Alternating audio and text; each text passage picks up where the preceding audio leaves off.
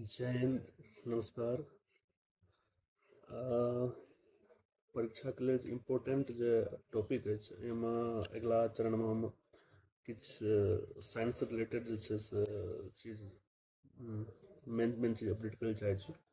तो अगला क्लास में हम लोग लोन जाए मेनली बायोलॉजी से किछु इम्पोर्टेंट चीज के बारे में डिस्कस कल जाए और ओहि पर रिलेटेड किछु क्वेश्चन जे छै से ओकर हम सब डिस्कस करबै।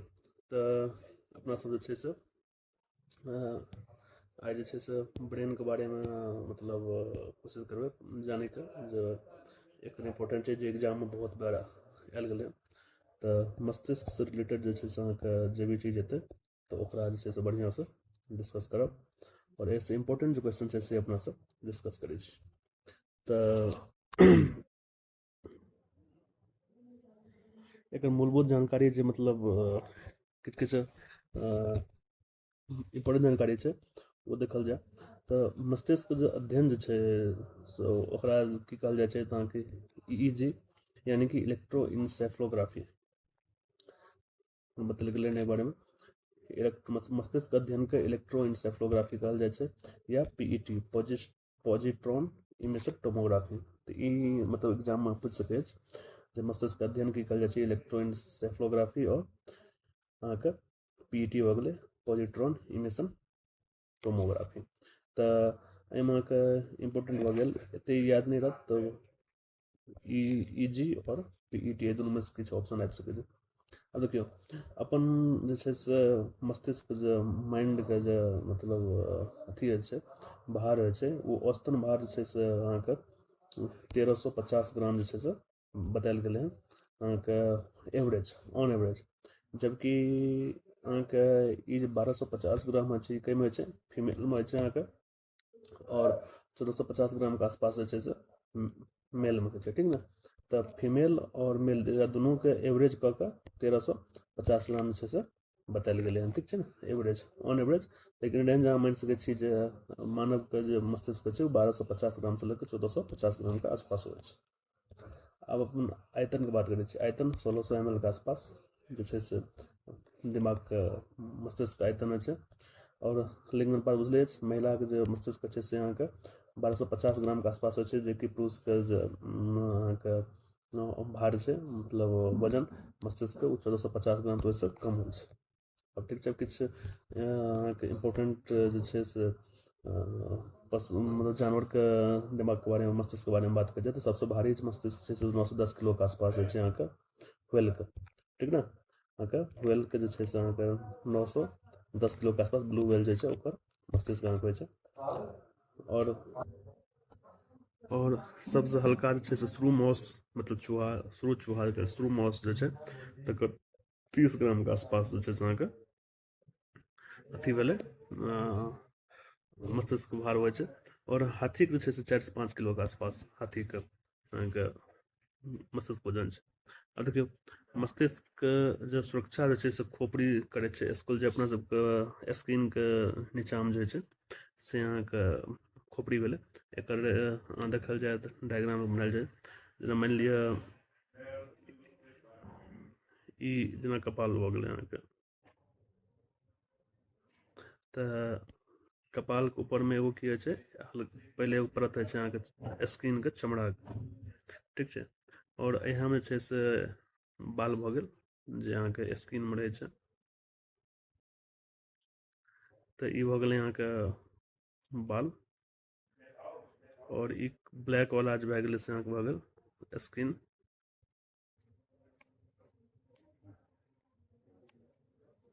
और ई अहाँके येलो वाला छै ई पार्ट अहाँके भऽ गेल स्कुल खोपड़ी जकरा कहै छै। ई भाग भेलै खोपड़ी भऽ गेल। ई अहाँके जे छै ने से टोटल 8 भाग में छै बटल, 2 3 4 5 6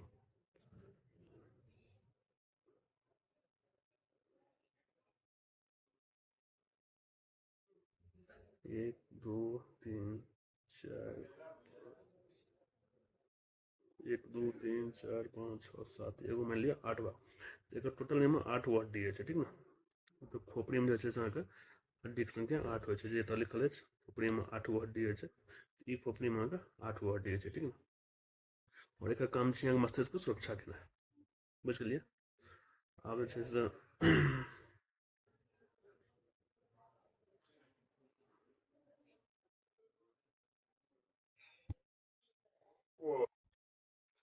तऽ हड्डीके संख्या जे छै से स्कूलमे टोटल 8 गो अछि। एकर कार्य मस्तिष्क सुरक्षा केनाइ छै, ठीक छै ने, बुझि गेलहुँ अहाँके। अब अपन आबै छी अहाँके मेनेंजस। मेनेंजस जे छै से अहाँके समझाबै छियै तऽ जेना मानि लिअ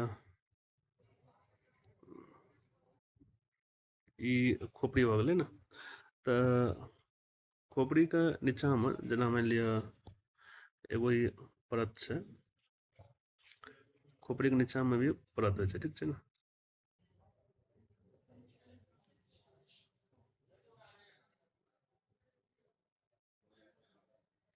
ई लऽ लिअ।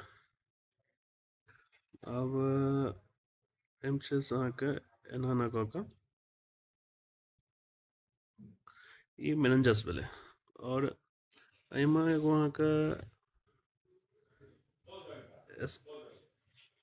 सेरेब्रल द्रव जकरा कहै छै से होइ छै। पहिले ई देख लियौ, ई अहाँके भऽ गेलै ई जे स्प्रिंग नुमा आकृति अछि, ई अहाँके भए गेल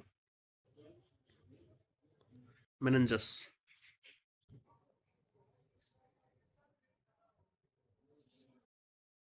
ठीक छै ने, ई अहाँके मेनेंजस भऽ गेलै। और ई एहिमे अहाँके मेनेंजसके बीचमे की होइ छै, ओ फ्लूइड होइ छै, ठीक छै ने, एकरा सेरेब्रलम फ्लूइड कहल जाइ छै। ई अहाँके भए गेलै सॉरी सेरिब्रो स्पाइनल फ्लूइड।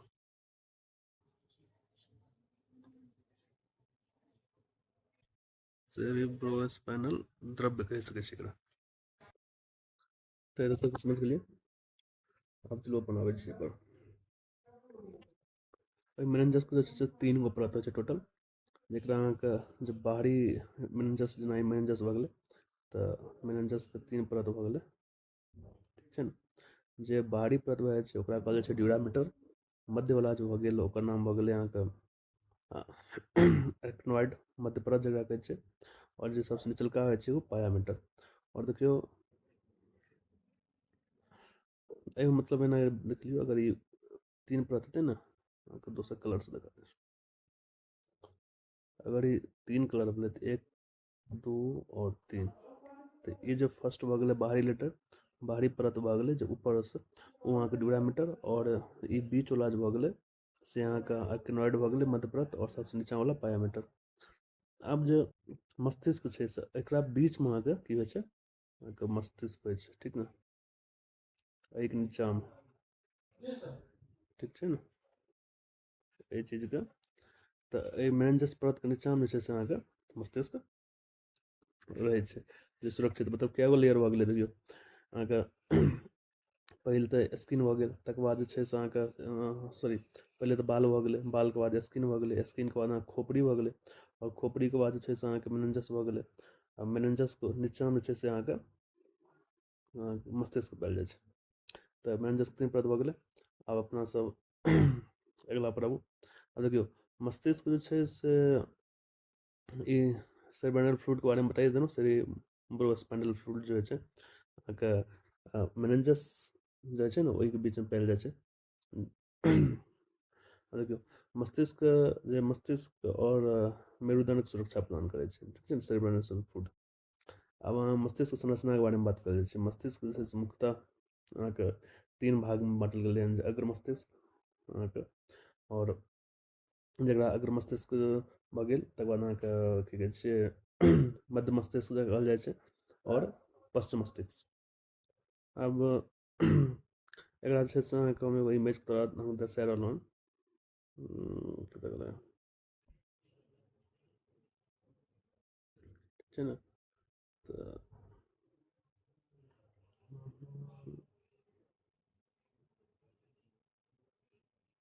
देखियौ जे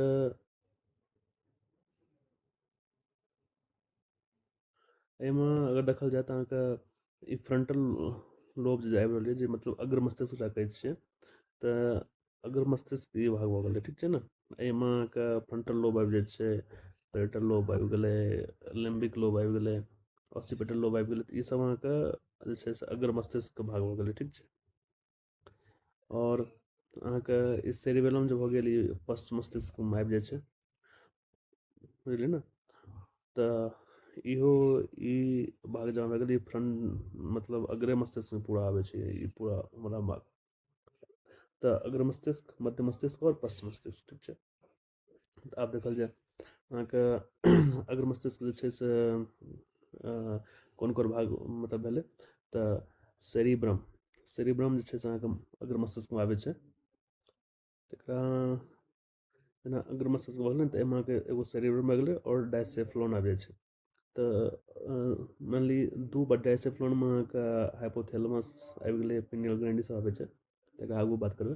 तऽ पहिले अग्र मस्तिष्क जब भाग भए गेलै सेरिब्रम, ई पूराके पूरा अहाँके सेरिब्रम वाला पार्ट भऽ गेलै। तऽ एहिमे ई छै मस्तिष्कके अहाँके 2/3 भाग होइ छै टोटल सेरिब्रम। और जकरा चेतन मन कहल जाइ छै, जे सोचैके जे क्षमता होइ छै अहाँके, तऽ ई सेरिब्रमके द्वारा ही होइ छै, जाहिमे अहाँके सोचैके सम्बन्धित तर्क बुद्धि, जेना हम रीजनिंग लगाबै छियै, कोनो भी पॉइंटपर तर्क केलहुँ, तऽ ई सब सेरिब्रमके द्वारा होइ छै। तऽ जेना देखैत हेबै जकर नहि कहै छै लोक जे एकर कपार नमहर छै, मतलब ओकरा जे होइ छै अहाँके किछु सोचैके क्षमता किछु कनि जादा ओकरा पायल जाइ छै। आब रहै छै सेरिब्रमके 5 भागमे, मतलब 5 गो पिंड लोब जकरा कहै छै, 5 गो होइ छै। और फैक्ट्री पिंड जे भेल अहाँके सुँघैके जे मेनली अथी कहै छै अहाँके कहै छै। तऽ अहाँके ई पोर्सन भए गेलै ऑल फैक्ट्री लोब जे छै, जे एतयसँ अहाँके देखल जाइ छै ई अहाँके सुँघैके क्षमता मतलब अथी करै छै। फ्रंटल लोब जे छै, फ्रंटल पिंड जे भऽ गेलै, ई अहाँके फ्रंटल पिंड आबै छै, जाहिमे अहाँके सोचैके, तर्क बुद्धि करैके। और फैक्ट्री भए गेलै सुँघैके, मतलब कोनो भी अहाँके खुशबू आबै छै, गमक आबै छै, तऽ ओ सुँघैके क्षमता, कोनो भी खुशबूके, कोनो भी दुर्गन्धके पहचानैके क्षमता ऑल्फैक्टरी पिंड से छै।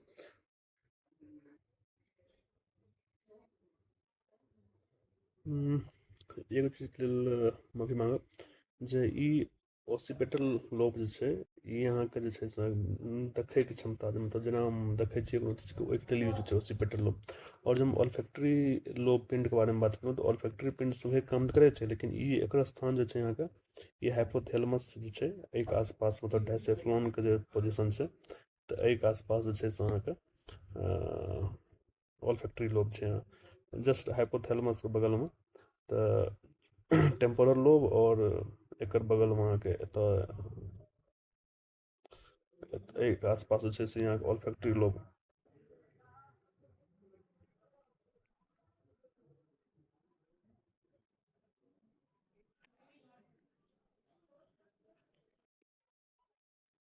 जी भाई। तऽ अपन एखन तक बात कर रहलियै टेम्पोरल लोबके बारेमे, सुनैके और जे अथीके जे छै से करै छै। ई जगह जे छै से टेम्पोरल लोबके जगह छै, जाहिमे अहाँके कोनो चीजके सुनैके, आवाजके अथी करैके छै ने, समझैके क्षमता जे डेवलप होइ छै अहाँके। पेरिएटल पिंड जे छै से अहाँके एहि जगह छै, ई अहाँके पेरिएटल पिंड देखा जायत, जाहिमे कोनो भी चीजके अहाँके जेना दर्द भेलै, या कोनो भी अथी तापमान गर्मी जे होइ छै, कोनो सुई चुभि जाइ छै, तऽ एकर एहसास जे छै से अहाँके पेरिएटल पिंड जे छै से एहिके आसपास पता चलै छै अपनेके। तऽ ई बुझि गेलियै सेरिबेलम भऽ गेलै। आब डायसेफ्लॉनके बात करै छी। तऽ डायसेफ्लॉन जे छै से अहाँके थैलमस और हाइपोथैलेमस, एहि दूगोके चीज छै से ई पोजिशन जे छै से डायसेफ्लॉन कहै छै, जाहिमे अहाँके थैलमस जे छै से भऽ गेल, और हाइपोथैलेमस भऽ गेल। तऽ थैलमस और हाइपोथैलेमस जे छै से ई जतऽ एक जगह आबै छै, तऽ ओकरा अहाँके डायसेफ्लॉन कहल जाइ छै। तऽ थैलमस जे भऽ गेलै से अहाँके शरीरके चौकीदार कहल जाइ छै, जेना कोनो भी अनचाहा पदार्थ जे छै ओकरा मतलब रोकै छै अहाँके शरीरमे जाइसँ। और हाइपोथैलेमस जे भऽ गेल से अहाँके जेना कोनो भी भावना होइ छै, जेना ककरोपर अचानकसँ अहाँके प्रेम आबैए, मित्रता जेना होइ छै, या ककरोसँ अहाँके नफरत भऽ जाइ छै, ककरोसँ गुस्सा आयल, ठीक ने। तऽ बॉडीके जे तापमान होइ छै से नियंत्रण जे छै से अहाँके हाइपोथैलेमसके थ्रू होइ छै, बुझि गेलियै। तऽ बात करियै हाइपोथैलेमस। हाइपोथैलेमस जे छै से मतलब हाइपोथैलेमस के अहाँके मेन ग्रंथि दूगो होइ छै, जाहिमे अहाँके एगो पिनियल ग्लैंड और पिट्यूटरी ग्लैंड के बारे में बात करबै आगू में। आब आबै छै मध्य मस्तिष्क मिड ब्रेन के बारे में। तऽ मिड ब्रेन जे छै से मेनली ओतेक इम्पोर्टेंट नहि छै एकरा मिड ब्रेन, लेकिन जानकारीके लेल तऽ अहाँके जानकारी होइके चाही किछु। तऽ एकर अहाँके दूगो मेनली दू बुझियौ जे छै सेरिब्रल पेडिकल और कॉर्पोरा क्वाड्रिजेमिना। तऽ अहाँके मध्य मस्तिष्क जे छै से एग्जाम दृष्टिकोण से ओतेक इम्पोर्टेंस नहि छै, लेकिन फिर भी एकर देखियौ ई मध्य मस्तिष्क मेन चीज छै अहाँके शरीरके और मस्तिष्कके जोड़ैके कार्य करै छै, ठीक छै।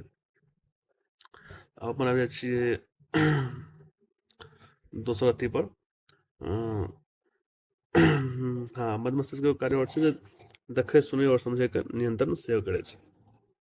आब अपन पश्च मस्तिष्क बात करै छियै, जे मतलब हिंड ब्रेन भऽ गेलै। तऽ एकरा हिंडब्रेन कहि सकै छियै, और रोमबेनसेफ्लॉन सेहो कहि सकै छियै, रोमबेनसेफ्लॉन। आब देखियौ पश्च मस्तिष्कमे जे छै से सेरिबेलम जे छै से एकर मेन इम्पोर्टेंस भाग छै। तऽ डायग्रामके थ्रू अहाँ समझाके कोशिश करै छी। डायग्राम कतऽ गेलै, कॉपी कऽ लिअ।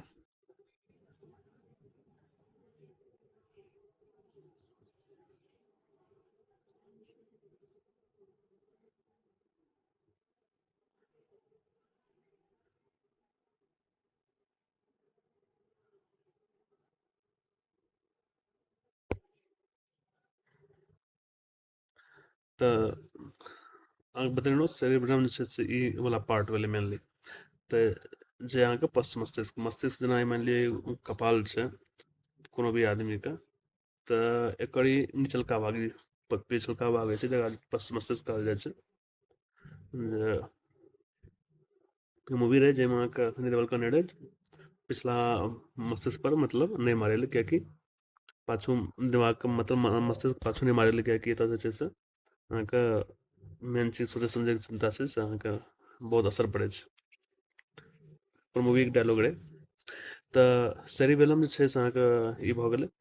आब एकरा जे कहल जाइ छै अहाँ सबके मस्तिष्कके दोसर सबसँ बड़ा भाग छै, ठीक छै ने।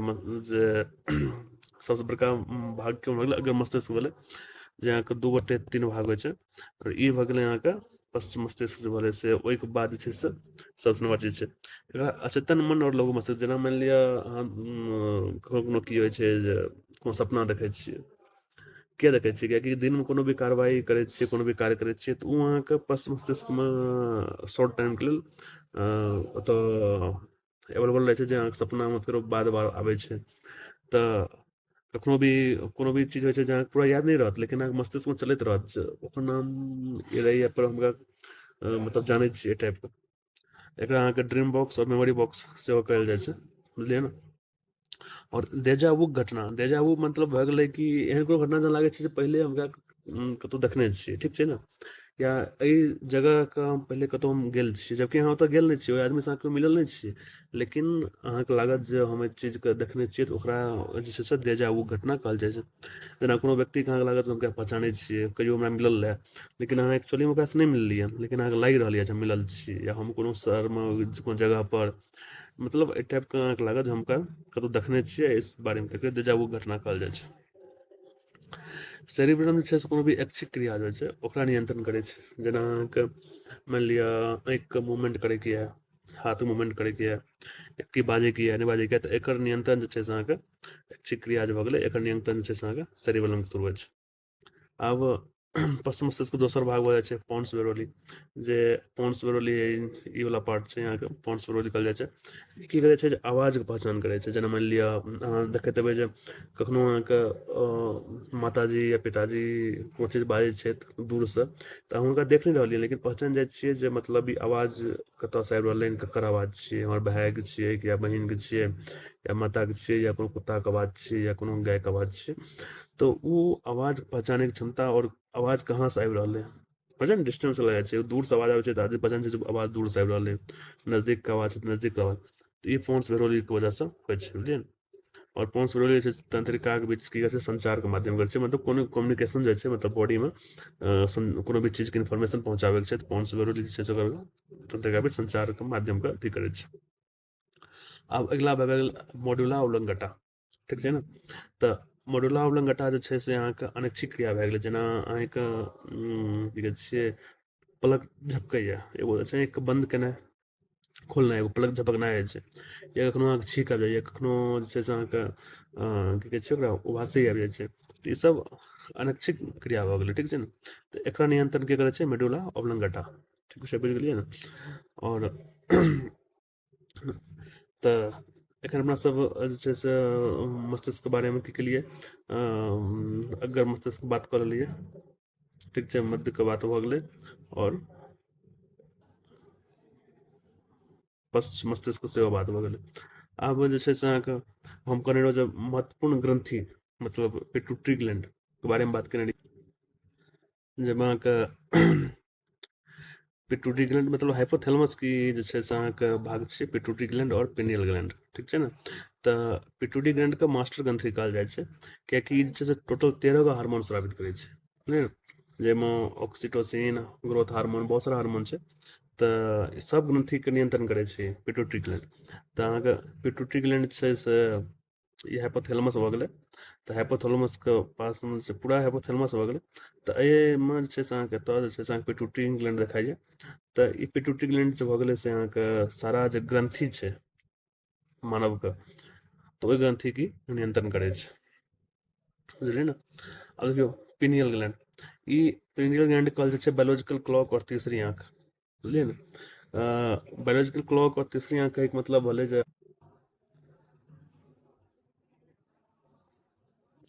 पिनियल ग्रंथि जे छै से अहाँके मेनली देखल जाय तऽ जेना नींद जेना आबै छै ओकरा नियंत्रण, या फेरो जागैके छै, जेना सुबह होइ छै तऽ आदमीके अपने आप नींद खुलि जाइ छै, रात्रि जे होइ छै अपने आप मतलब नींद आबि जाइ छै। तऽ रात्रिके समय देखैत हेबै शरीर चौकन्ना भऽ जाइ छै, अहाँ कतहु जाइत रहै छियै अन्धकारमे तऽ अहाँके शरीर की हैत चौकन्ना भऽ जायत, अपना आपके सतर्क कऽ लै छै। तऽ पिनियल ग्लैंड ई सब की होइ छै मेलाटोनिन और सेरोटोनिन हार्मोन स्राव करै छै, जे वजहसँ मतलब एक्स्ट्रा सतर्क मतलब कहै छै ओकरा प्रिकॉशन अपनायल जाइ छै, अहाँके सतर्कता अहाँके बॉडीमे अपने आप आबि जायत।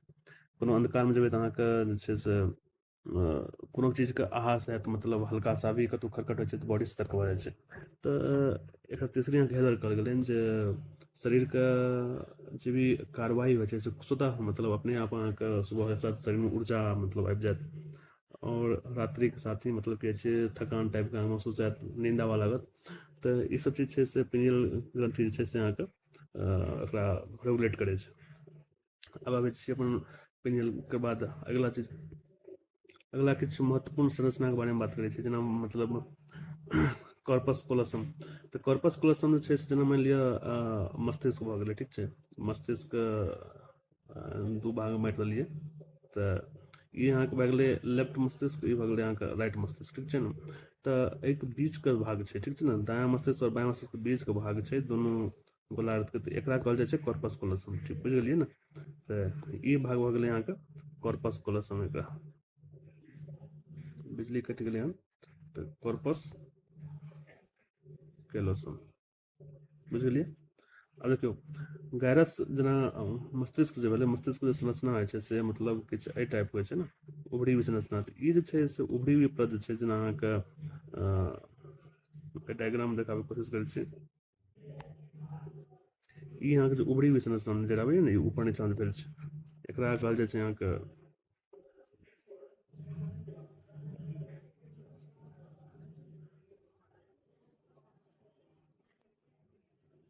ई उभरी हुई संरचना जे भऽ गेलै एकरा कहल जाइ छै अहाँके गैरस। तऽ ई अहाँके समझ गेल हेबै।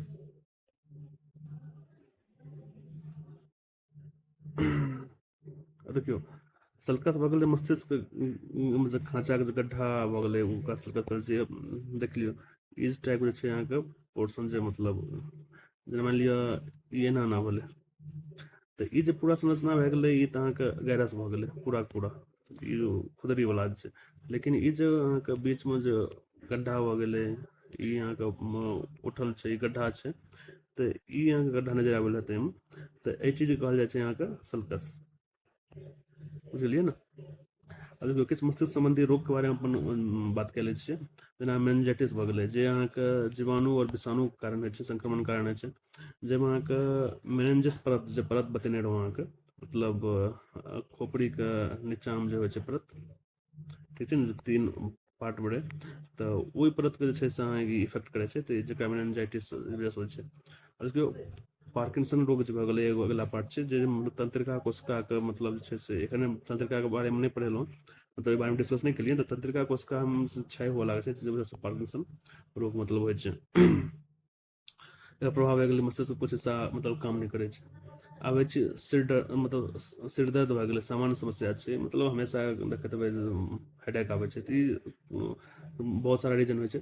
कखनो अहाँके शरीर में गैस बनि जाइ छै, कखनो थकान भए जाइ छै, कोनो भूख वजह से, तऽ बहुत सारा चीज छै जे सिर दर्द होइ छै, कोनो स्पेशल रीजन नहीं छै।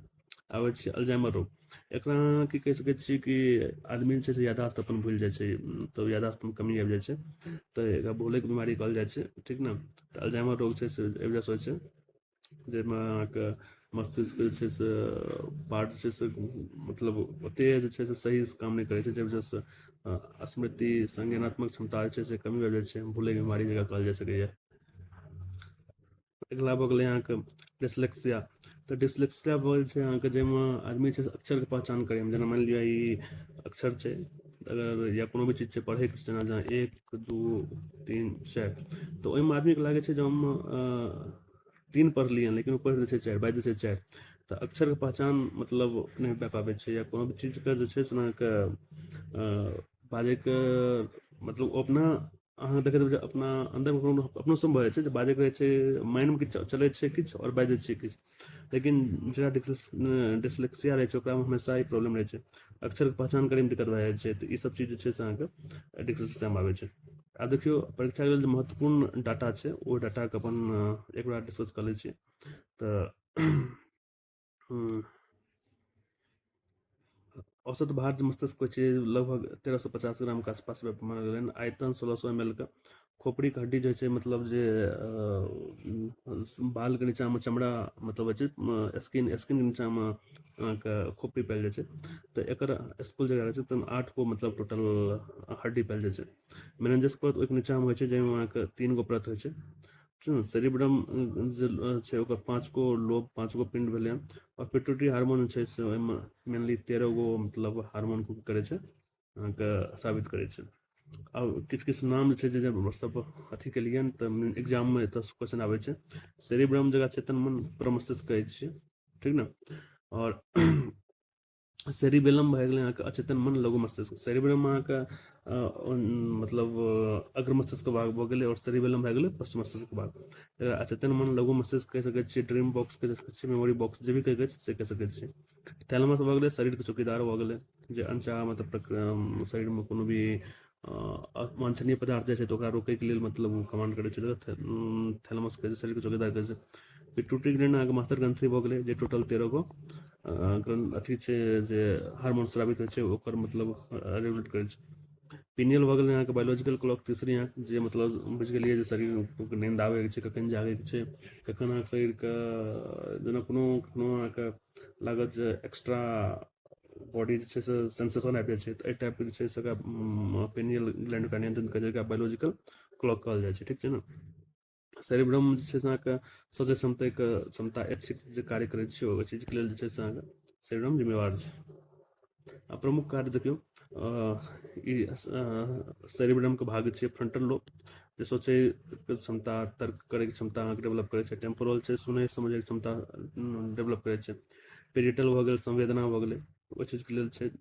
ऑक्सीपिटल जे छै से अहाँके देखैके लेल बात करै छै, देखैके चीजमे कार्य करै छै। ऑल्फैक्टरी अहाँके सुनैके कार्य करै छै, तऽ ई चीज मेनली अहाँके याद राखऽ पड़त, बहुत इंपॉर्टेंट छै।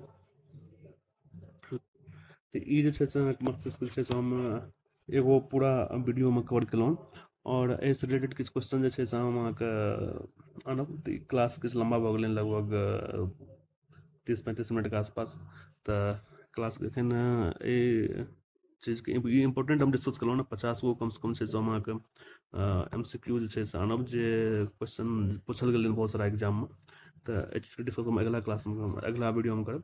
तब तक लेल शुभ रात्रि, धन्यवाद।